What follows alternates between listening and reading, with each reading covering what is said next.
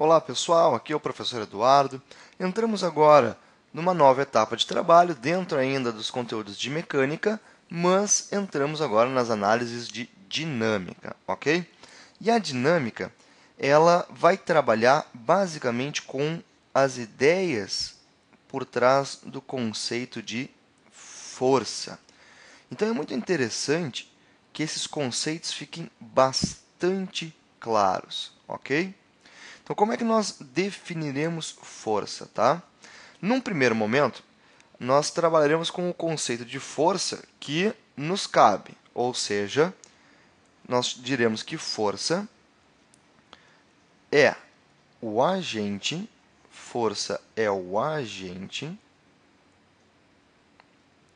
responsável, ok? Agente responsável. Bom, pergunta. Força se responsabiliza pelo quê? Quando é que você aplica a força num objeto? Quando você quer empurrá-lo, puxá-lo, ou seja, levá-lo para um lado, levá-lo para o outro, alterar a sua velocidade. Então, é o agente responsável por variar, né, alterar a velocidade de uma partícula, a velocidade de um corpo. E esse conceito é muito importante para nós, tá? Vamos corrigir só essa caligrafia aqui. Pronto. Velocidade. Espera só um pouquinho. Velocidade, prontinho, de um corpo. Tá legal? Beleza.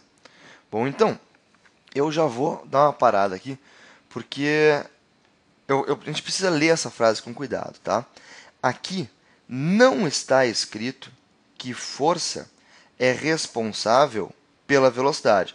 Então, sabe aquela técnica de leitura que nós utilizamos de ler, pegar algumas palavras e entender o contexto, certo? Bom, nós não podemos dizer que, força, quem é força? Força é responsável pela velocidade. Não, isso está errado. Força não é responsável pela existência da velocidade em si, ou simplesmente pela manutenção dessa velocidade. Tá legal? A força ela é responsável por alterar, por variar, por provocar mudanças na velocidade. Tá bem? Então a gente tem que se botar na cabeça que quando se fala em força, a ideia é uma mudança. A força deve provocar uma mudança. Tá bem? Bom, o detalhe é o seguinte, é que nós podemos usar alguns exemplos, como, digamos que aqui exista um corpo. Ok? Vamos só fazer uma corzinha diferente aqui. O solo, tá? Vamos fazer o solo em verde. Então, nós temos aqui o solo, e sobre esse solo, sobre a superfície, nós temos um corpo qualquer de massa m apoiado na superfície ali, certo?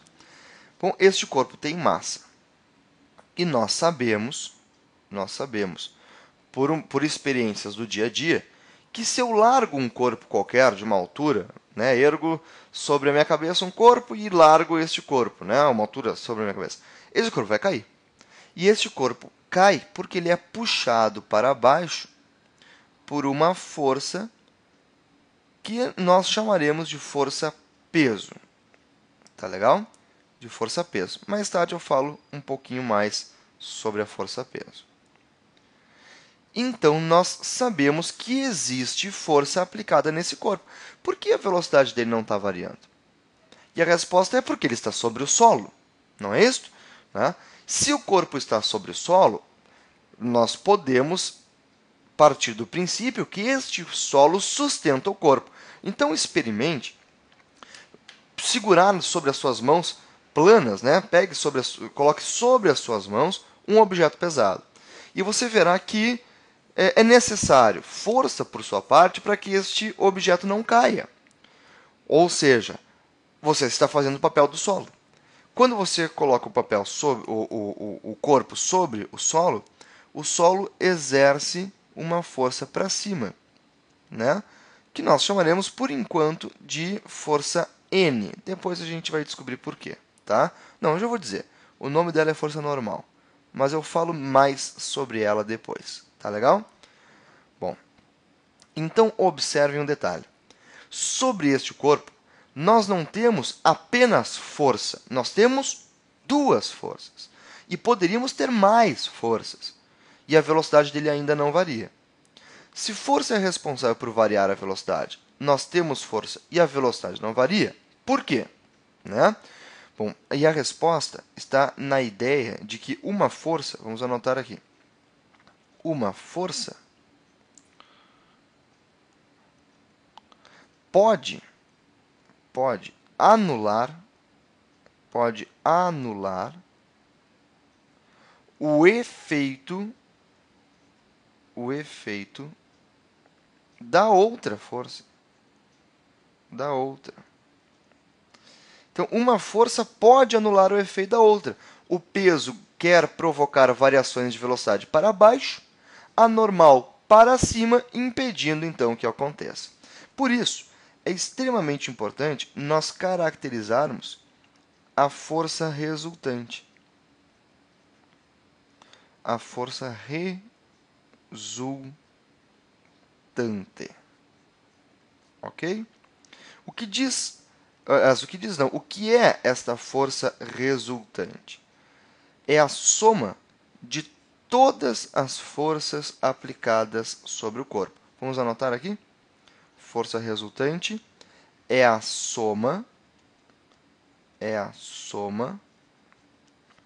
de todas as forças, somaremos todas elas, soma de todas as forças aplicadas sobre um corpo.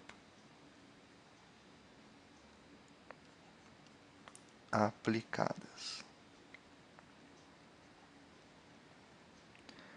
sobre um corpo. Vamos escrever bem completinho aí e você copia no caderno, né? Sobre um corpo. Ótimo. Bom, então, já que isso está posto, vamos escrever isto matematicamente. Aí eu vou escrever de duas maneiras, tá? Uma prática, que seria força resultante, é a soma de todas as forças. Então, existe a força F1, que poderia ser o peso, somada com a força F2, que poderia ser a normal. Vamos só fazer o 2 aqui embaixo, mais bonitinho, assim, né? Somado com uma força F3, né? Poderia ter alguém empurrando esta caixa para algum lado. E, se aparecerem mais forças, some todas elas, quantas N forças aparecerem na tua vida. Tá legal? É a soma de todas. Maravilha. E aí, existe uma maneira matemática bem elegante de escrever isso, que seria assim, força resultante